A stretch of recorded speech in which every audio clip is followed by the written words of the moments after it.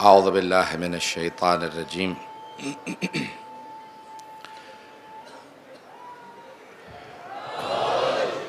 بسم اللہ الرحمن الرحیم الحمد للہ الذی نور قلوب العارفین بنور معرفتہ واثبت فؤاد انبیائہ و اولیائہ بقصص الانبیاء والمرسلین وأكمل إيمان المسلمين والمؤمنين بولاية علي أمير المؤمنين عليه السلام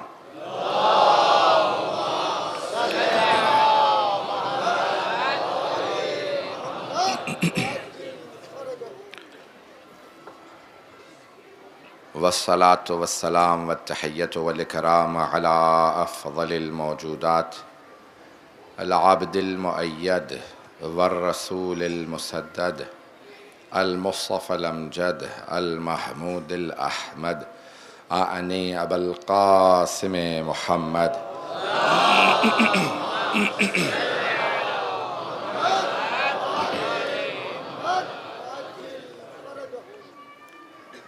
وعلى روحه ونفسه وصهره ووسيه سيد الأتقياء والأصفياء مولا الموالی امام المتقین علی بن ابی طالب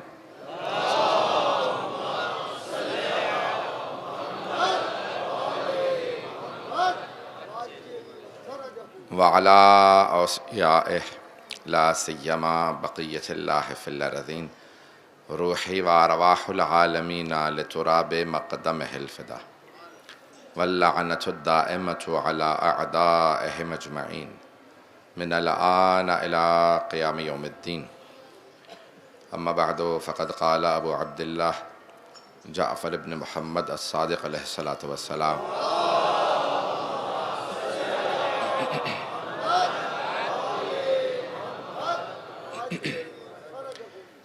اعرف العقل وجنده والجهل وجنده تهتدوا صلوات على محمد وآل محمد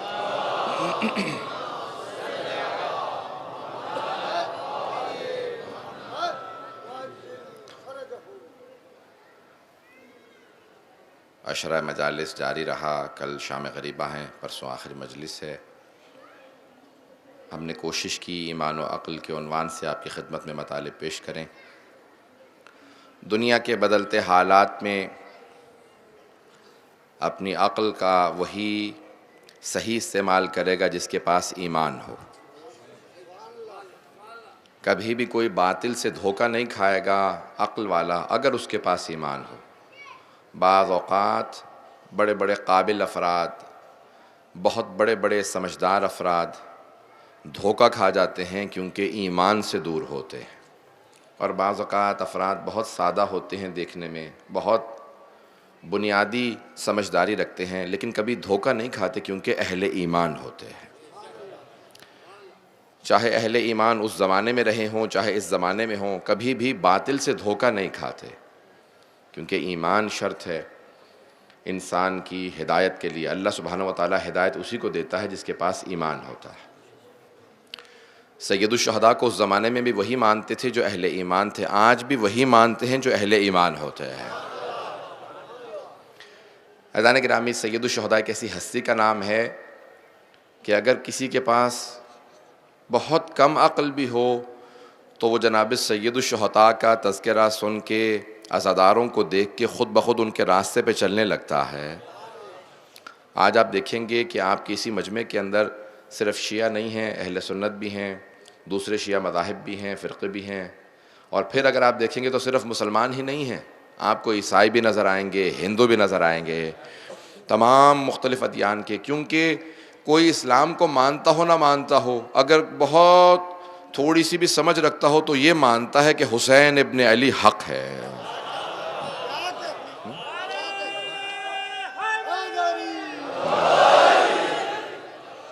میں جانتا ہوں بہت بہت دور دور تک مجمع ہے، آج جہاں پہ بھی آپ جائیں گے پوری دنیا میں، بہت ذمہ داری سے پیش کر رہا ہوں، میں نے بہت دنیا کے سارے بر اعظموں میں سفر کیا صرف اور صرف ذکر سید الشہداء کے لیے۔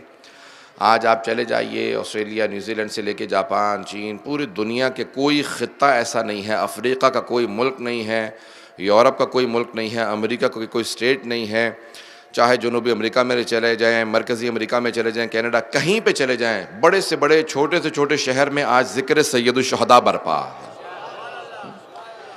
دو معجزے عجیب و غریب معجزے ہیں، ایک 13 رجب کا کہ جیسے ہی 13 رجب آتی ہے دوبارہ خانہ کعبہ کی دیوار شق ہو جاتی ہے، اور جیسے ہی شب عاشور آتی ہے تو خاک کربلا دوبارہ سرخ ہونے لگتی ہے۔ تو جناب سید الشہداء کے زندہ معجزات آپ دیکھیں گے، یہ جو آپ عزادار دیکھ رہے ہیں یہ جناب سید الشہداء کا زندہ معجزہ ہے۔ یہ آج پوری دنیا میں آپ سے ایک سوال کروں، کہیں دنیا میں آپ نے دیکھا ہے کہ دعوت کے بغیر لوگ آ جائیں؟ کہیں پہ کوئی کسی کی بغیر دعوت کے نہیں آتا، لیکن آپ ویسے ہی صرف لکھ کے لگا دیں یہاں مجلس حسین ہونے والی ہے، اب آپ کو دعوت دینے کی ضرورت نہیں ہے، خود بخود عزادار آنے لگیں گے۔ یہ زندہ معجزہ ہے سید الشہداء کا۔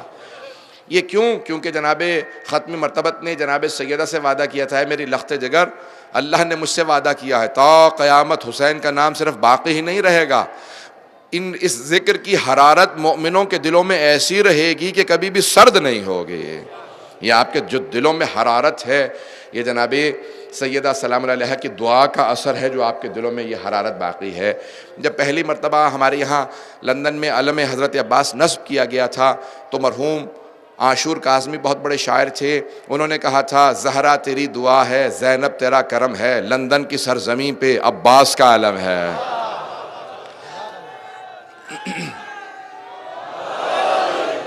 عزیزان گرامی، کہیں چلے جائیں آج دنیا میں ہر جگہ ذکر جناب سید الشہداء ہے۔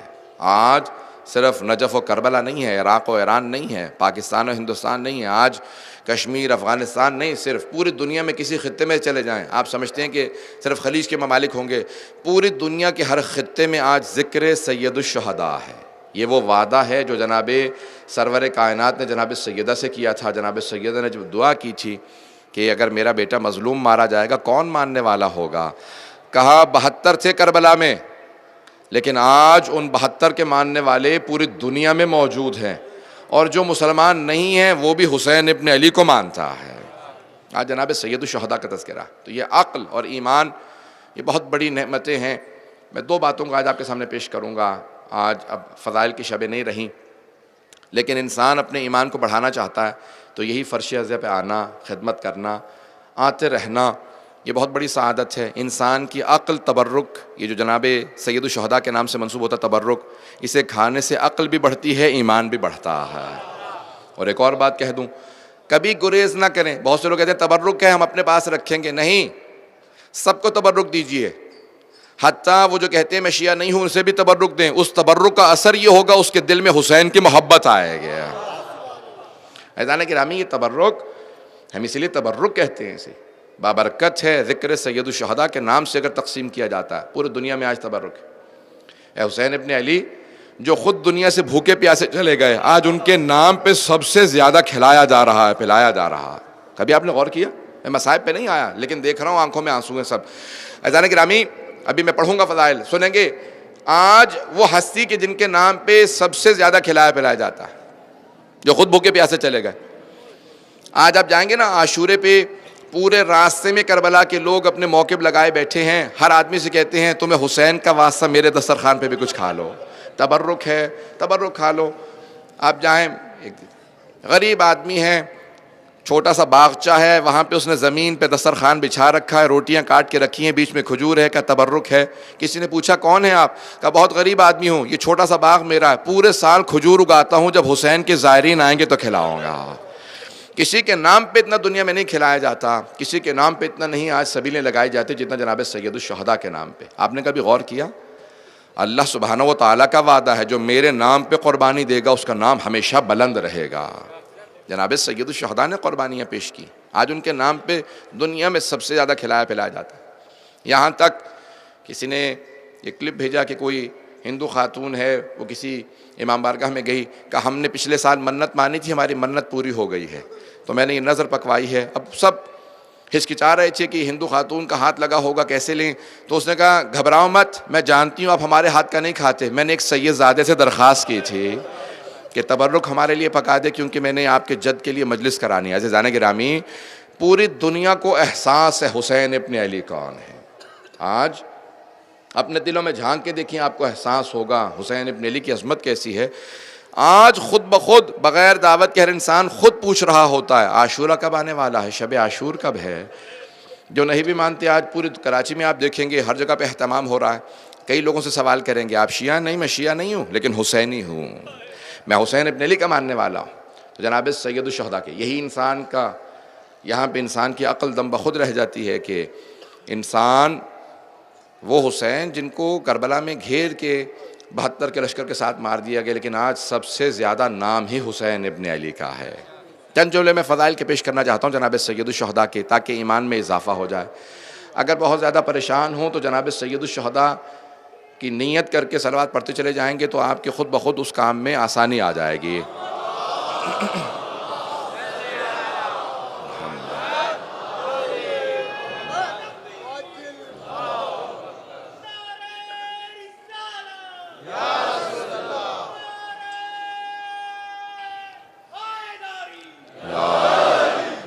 توجہ فرمائیں گے عزیزان گرامی؟ تو بہت مختصر سے مسائل میں آپ کی خدمت میں پیش کروں گا کہ آج میں دیکھ رہا ہوں بہت سے افراد صرف کھڑے ہیں، کہیں بیٹھنے کی جگہ نہیں ہے، پوری دنیا آج استقبال کر رہی ہے۔ حسین ابن علی کے نام پہ لوگ اتنی زحمتیں کیوں اٹھاتے ہیں؟ کیونکہ جانتے ہیں جتنی زحمت جناب سید الشہداء نے اٹھائی ہے کسی نے نہیں اٹھائی ہے۔ تو آج سب سے زیادہ نام، آج دنیا میں سب سے زیادہ تذکرہ سید الشہداء کا ہے، ان کے نام پہ سب سے زیادہ۔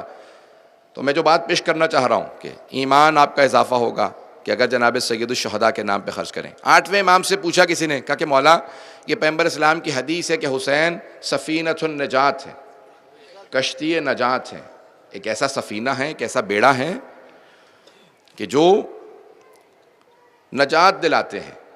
تو امام رضا نے فرمایا نحن کلنا سفن النجات، ہم سب کے سب نجات کی کشتیاں ہیں، ولیکن سفینۃ جدنا الحسین اسرا، لیکن ہمارے جد حسین کی کشتی سب سے زیادہ تیز ہے۔ اگر بہت زیادہ پریشان ہو تو حسین کا واسطہ دینا، خدا اس واسطے کو رد نہیں کرتا۔ ذکر سید الشہداء آج جتنا ہو سکے اسی ایک جملے کو دہراتے رہیے گا، اللہم لعن قتلۃ الحسین و اصحابہ، اے حسین آپ کے اور آپ کے اصحاب کے قاتلوں پہ لعنت ہو۔ آج پوری دنیا کی تسبیح یہی ہے۔ تو میں پیش کروں گا آپ کے سامنے چند چیزیں ہیں جو انسان اپنے ایمان اور عقل کے ذریعے دیکھے تو صرف جناب سید الشہداء کو اللہ نے واقعہ کربلا کی وجہ سے عطا کی۔ اگر سننا پسند فرمائیں گے کچھ دیر، چند جملے فضائل کے۔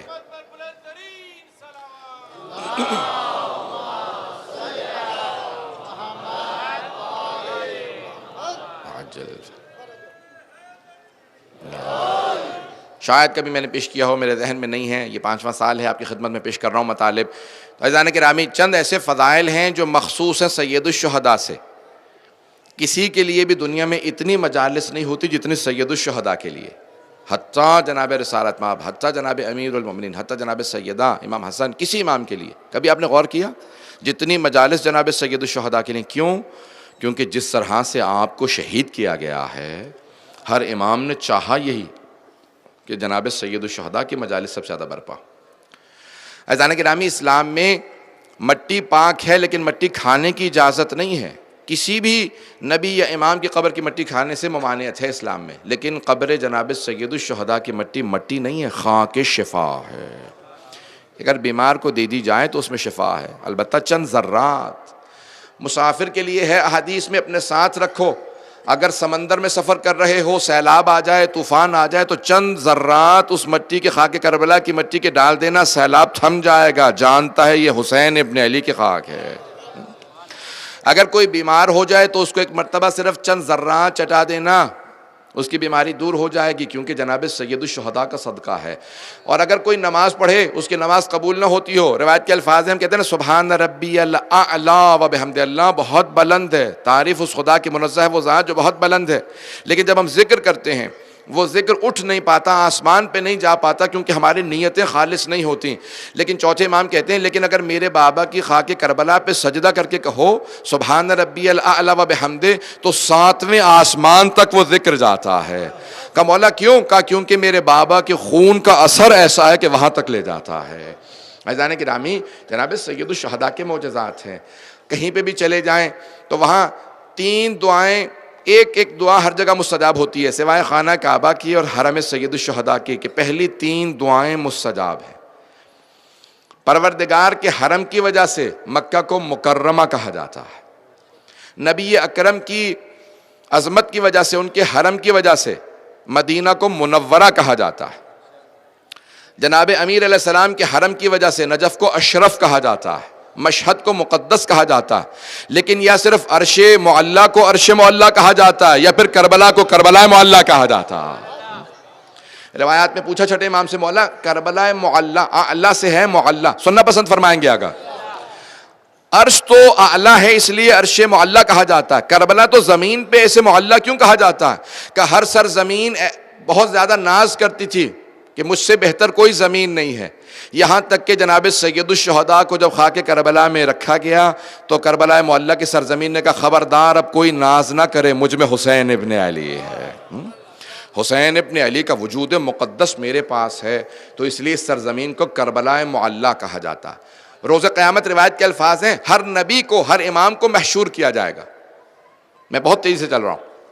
ہر نبی کو ہر امام کو، جناب سیدہ سے متعلق روایات میں 70,000 حوریں نازل ہوں گی جناب سیدہ کے استقبال کے لیے، کہیں گی بی بی اللہ نے ہمیں بھیجا ہے آپ کے استقبال کے، 70,000 حوریں جناب سیدہ کو مدینے سے جنت میں لے کے جائیں گی۔ اب تمام فرشتے کہیں گے پروردگارا حسین ابن علی کو لینے کے لیے کون جائے گا؟ اللہ کہے گا خبردار حسین کو محشور ہونے کے لیے مت کہنا۔ کہ پروردگارہ پھر کیا ہوگا؟ کہ اس زمین کے ٹکڑے کو، بقعہ لفظ عربی میں آیا بقعہ، اس زمین کے ٹکڑے کو عرش پہ لے آؤ جہاں حسین ابن علی۔ فرشتے کہیں گے پروردگارہ کیوں؟ کہا حسین بہت زخموں سے چور چور ہے،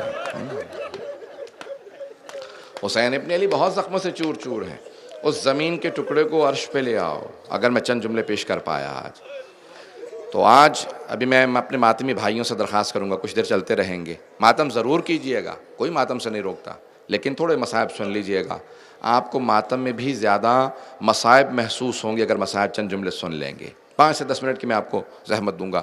عزیزان گرامی، شب عاشور ہے تو کائنات کے اندر سب سے زیادہ محبتیں جناب سید الشہداء کو، سب سے زیادہ فضائل مصائب جناب سید الشہداء کے، سب سے زیادہ مصائب جناب سید الشہداء کے۔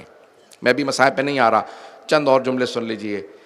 تو جناب سید الشہداء کو کیوں اتنی محبتیں دی گئیں؟ کیونکہ سب جانتے تھے انبیاء کہ جو قربانیاں جناب سید الشہداء پیش کریں گے وہ کسی اور نے پیش نہیں کی ہیں۔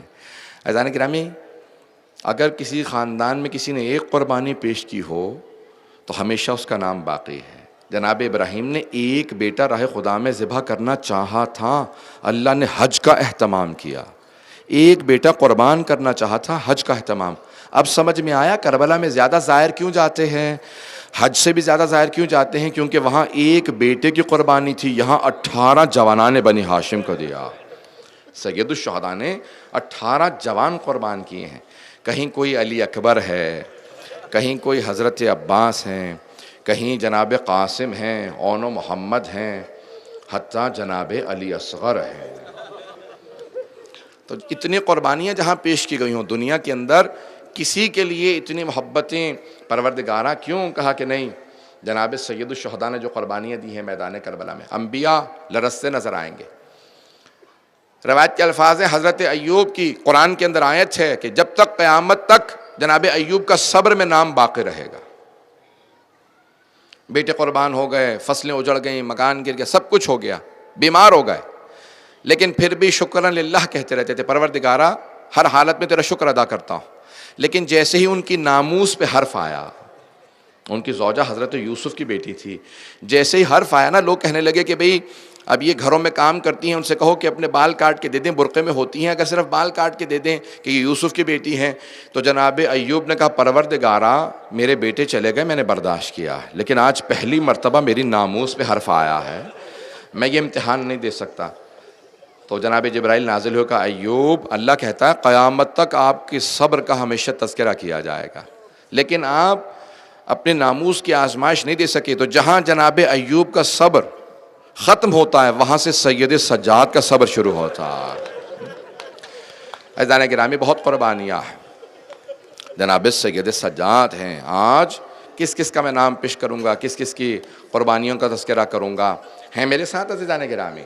آج تو شب مصائب ہے. آج تو مصائب پڑھنے ہی کی ضرورت نہیں ہے، لیکن میں تمہید باندھ رہا ہوں، جملے نہیں کہہ رہا ہوں. تو سب نے، اصحاب نے، صحابہ نے، سب نے. یہاں پہ میں ایک سوال پیش کرنا چاہتا ہوں. ہر میدان میں اہل بیت سب سے آگے نظر آتے ہیں. سنیں گے فضائل کا جملہ. اہل بیت سب سے آگے نظر آتے ہیں ہر جنگ میں. جناب امیر ہر جنگ میں سب سے آگے ہیں. اصحاب بعد میں شہادت دیتے ہیں، مولا پہلے جنگ کر رہے ہیں. لیکن کربلا میں بالکل نظام الٹا نظر آتا ہے. اصحاب پہلے جا رہے ہیں، پھر اہل بیت سب سے آخر میں سید الشہداء. کبھی غور کیا کیوں؟ عزیزان گرامی، ہر جنگ میں مرنا مشکل تھا، جینا آسان تھا. میں جملہ کہہ گیا ہوں. ہر جنگ میں مرنا مشکل تھا، جینا آسان تھا، اس لیے مرنے کے لیے پہلے اہل بیت آگے جایا کرتے تھے. لیکن کربلا میں جینا مشکل تھا، مرنا آسان تھا. بھوک پیاس کے ساتھ جینا بہت مشکل ہوتا ہے. تو مولا نے کہا پہلے اصحاب چلے جائیں، جنت میں چلے جائیں پہلے، پھر اس کے بعد اصحاب کے بعد ایک ایک مرتبہ اہل بیت کو بھیجتے رہے. سب سے آخر میں جس نے سارے لاشیں اٹھائے، جس نے پورا دن لاشیں اٹھائے، پورا دن قربانیاں دیں، ایک ایک لاشا اٹھایا. لیکن اے حسین، آپ کی عظمتوں کو سلام. جس حسین نے جناب حبیب کا لاشا اٹھا لیا، جناب مسلم نے اوسجا کا، حتیٰ جناب عباس کا لاشا اٹھا لیا، یہاں تک کہ حضرت علی اکبر کا لاشا اٹھا لیا. وہ حسین جب ایک چھوٹا سا لاشا لے کے چلے تو 7 قدم آگے لیتے تھے، 7 قدم پیچھے لیتے تھے، اور بار بار کہتے تھے انا للہ و انا الیہ راجعون، رضا بقضائہ و تسلیما لامرہ. عزیزان گرامی، شب عاشور ایک ایسی رات ہے جس میں بہت زیادہ مصائب ہیں. میں مصائب شروع کروں گا لیکن روک دوں گا، کیونکہ آپ میں سے بہت سے برداشت ہی نہیں کر پاتے ہیں سخت مصائب، اور میں سخت مصائب پڑھنے کا عادی ہوں. بڑے بڑے علماء کہتے ہیں بے شک فضائل میں مختصر اختصار کر لینا، مصائب پہ کوئی بھی سمجھوتا نہ کرنا. اہل بیت کی عظمت کا ان کے مصائب سے اندازہ ہوتا. جن کے اتنے فضائل تھے ان کے اتنے مصائب. ایک جملہ کہہ کے آگے بڑھوں گا، ابھی میں مصائب پہ نہیں آیا. میں ایک جملہ کہوں گا، کوئی علی کی بیٹیوں کو پھول بھی نہ مارتا، کوئی پھول بھی نہ مارتا، لوگوں نے پتھر بھی مارے. عزیزان گرامی، آج شب عاشور ہے. سنیں گے بھی، میں پڑھوں گا. جناب سید الشہداء نے جناب عباس سے کہا میں نے آج کی رات کو 3 حصوں میں تقسیم کیا ہے. ایک رات میری عبادت کے لیے ہے، خدا سے راز و نیاز کر رہے ہیں. ایک رات میرے اصحاب کے لیے ہے، اور تیسرا حصہ میرے آل کے لیے ہے، میرے اہل بیت کے لیے. جب اصحاب کے پاس گئے نا تو ایک ایک سے بات کر رہے ہیں. کبھی جناب زہیرقین سے بات کرتے ہیں، جناب حبیب ہیں، جناب مسلم نے اوسجا، جناب سعید، سب سے. پھر اس کے بعد آئے اہل بیت کے پاس. سب سے بڑی آزمائش جناب سید الشہداء کے لیے اپنی بہنوں کا پردہ تھا. اب آئے اہل بیت کے پاس بیٹھے، ایک ایک کو دیکھتے جاتے تھے، اور سید الشہداء انہیں دلاسا بھی دیتے تھے، گریہ بھی کرتے تھے. اب جناب سید الشہداء جانتے ہیں وہ وقت نہیں رہا کہ میں ان کو دلاسا دوں. اب ان کے ذہن کو تیار کرنا بہت ضروری ہے، کیا ہونے والا ہے. تو اب جناب سید الشہداء نے اس آخری شب میں، اس شب میں جو شب عاشور گزر رہی ہے، ایک مرتبہ کہا بہن زینب، میں نے سب کو آپ کو سونپا ہے. پھر ایک ایک مرتبہ بلانا شروع کیا. کہا زینب، میں نے سکینہ کو آپ کو سونپا، میں نے رقیہ کو آپ کو سونپا، ام کلثوم کو آپ کو سونپا، یہ آپ کی حفاظت میں ہیں. پھر ایک مرتبہ کہا میں نے رباب کو آپ کے سونپا. جملے کہتے رہے. پھر ایک جملہ کہا کہ اے زینب، میں نے سید سجاد کو آپ کو سونپا.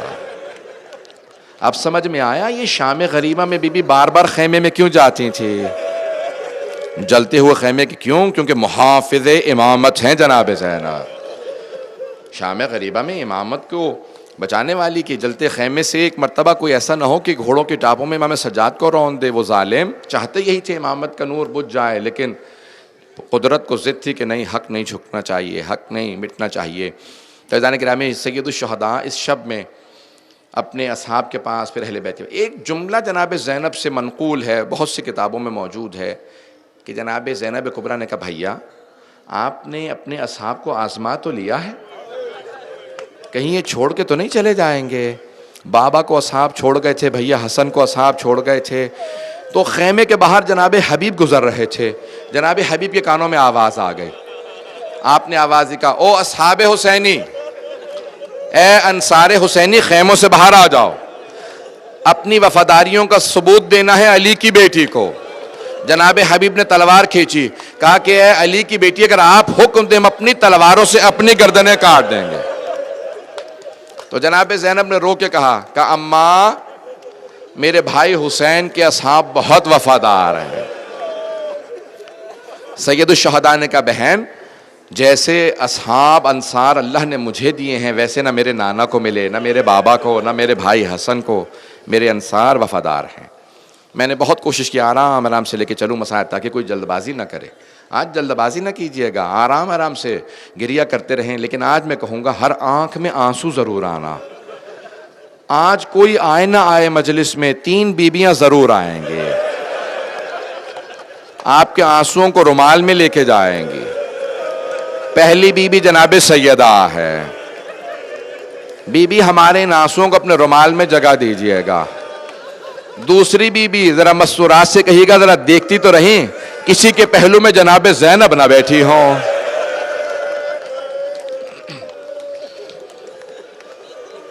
اور تیسری بیوی کون ہے؟ بچیاں تلاش کریں، اگر کسی بیوی کے کانوں سے خون بہتا دیکھیں، نہیں ابھی کوئی زنجیر زنی نہیں شروع کرے گا، ماتمیوں سے میں درخواست کروں گا ابھی نہیں، ماتمیوں سے میں درخواست کروں گا ابھی نہیں، ماتم نہیں شروع کریں گے ابھی، میں بھی پڑھوں گا مصاحب کو۔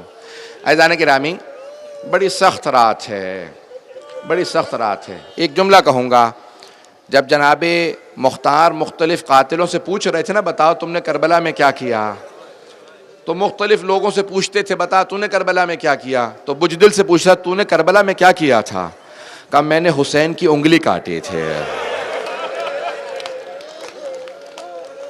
جناب مختار رونے لگے، کہا کیوں انگلی کیوں کاٹی تھی، کہا میں انگوٹھی اتارنا چاہ رہا تھا، انگوٹھی اتر نہیں رہی تھی مجھ سے۔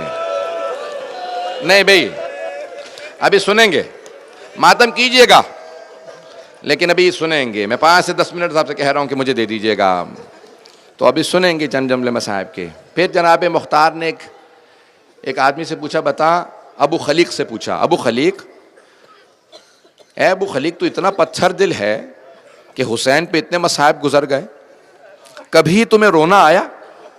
تو ابو خلیق نے کہا نہیں ہم لوگ روئے نہیں، لیکن ایک ایسا موقع تھا جہاں میں تو کیا ساری فوج رو رہی تھی۔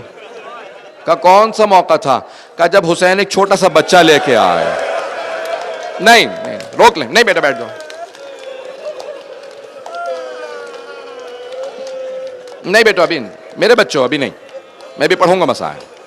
کہا جب حسین ایک چھوٹا سا بچہ آغوش میں لے کے آئے، بچے نے اپنی زبان لبوں پہ پھیری، سارے اشقیاء رونے لگے۔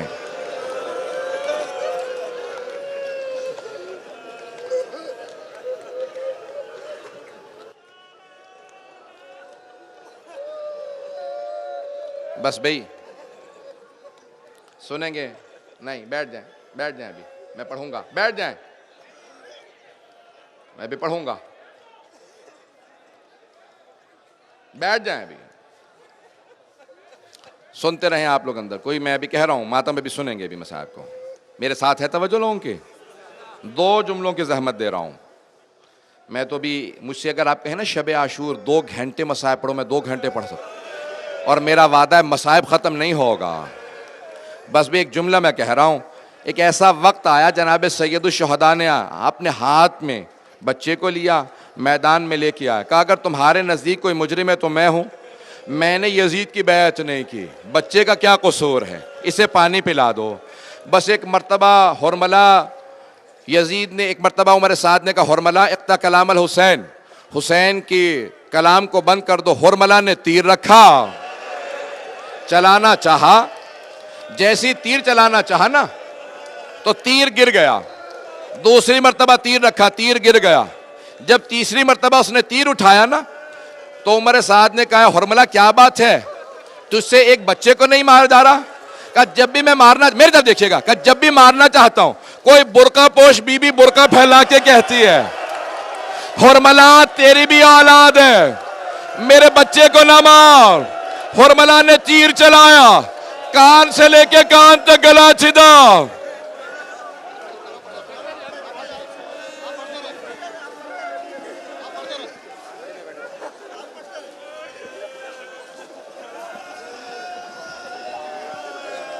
پڑھوں گا، سنتے رہیں گے ماتم کرنے والے۔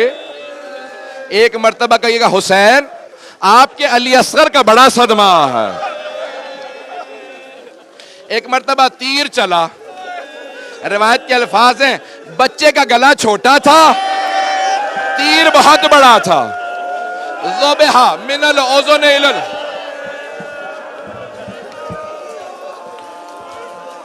بچے کا گلا چھوٹا تھا، بچے کا گلا چھوٹا تھا، تیر بڑا تھا، 3 منہ تھے، کان سے گیا دوسرے کان سے نکلا۔ حسین نے لاشا اٹھایا، خیموں میں واپس چلے۔ ایک مرتبہ 7 قدم آگے لیے، 7 قدم پیچھے لیے، کہتے جاتے تھے انا للہ و انا الیہ راجعون، رضا بقضائہ و تسلیما لامرہ۔ یا حسین یا حسین یا حسین یا حسین۔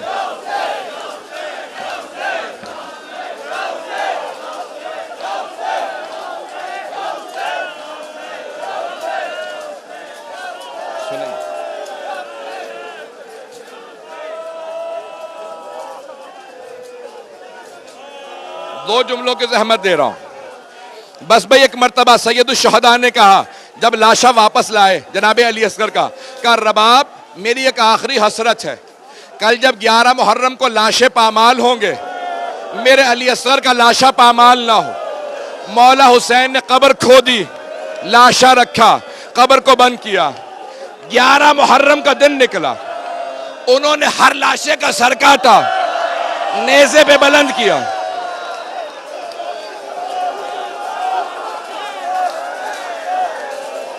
مولا حسین کے آخری حسرت سنیں گے، ماتم کر لیں، 2 جملے سن لیں بس بھائی۔ ایک آدمی نے کہا ہم نے حسین کے علاوہ 72 کو شہید کیا تھا، ایک سر کم ہے۔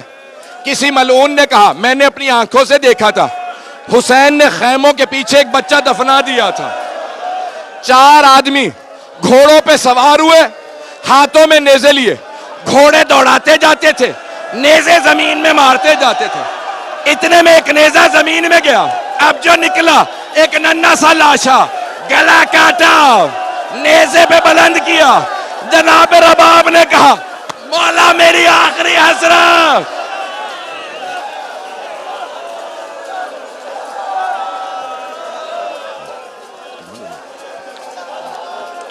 دو جملے عزادارو، اے میرے ماتمیوں، ایک جملہ کہہ دوں جناب سید الشہداء کی شہادت کا، میں پڑھ نہیں پاؤں گا۔ اب میرے ماتمی کہہ رہے ہیں ہم سے برداشت نہیں ہو رہا، مجھ سے کہتے ہیں بند کر دیں، بس ایک جملہ جناب سید الشہداء کی شہادت کا کہوں گا۔ سارے انبیاء کی ارواح موجود تھیں، جناب ختمی مرتبت دیکھ رہے تھے، امیر المؤمنین دیکھ رہے تھے، جناب سیدہ امام حسن مجتبیٰ، سب۔ ایک ایسا وقت آیا آسمان سے آواز آئے، یا ایتھا النفس المطمئنہ ارجعی الی ربک راضیۃ مرضیہ۔ حسین پشت ذوالجناح سے زمین پہ آئے، پیش کروں آپ کے سامنے۔ جب زمین پہ آئے عمر سعد نے کہا کوئی آگے بڑھو حسین کو مارو۔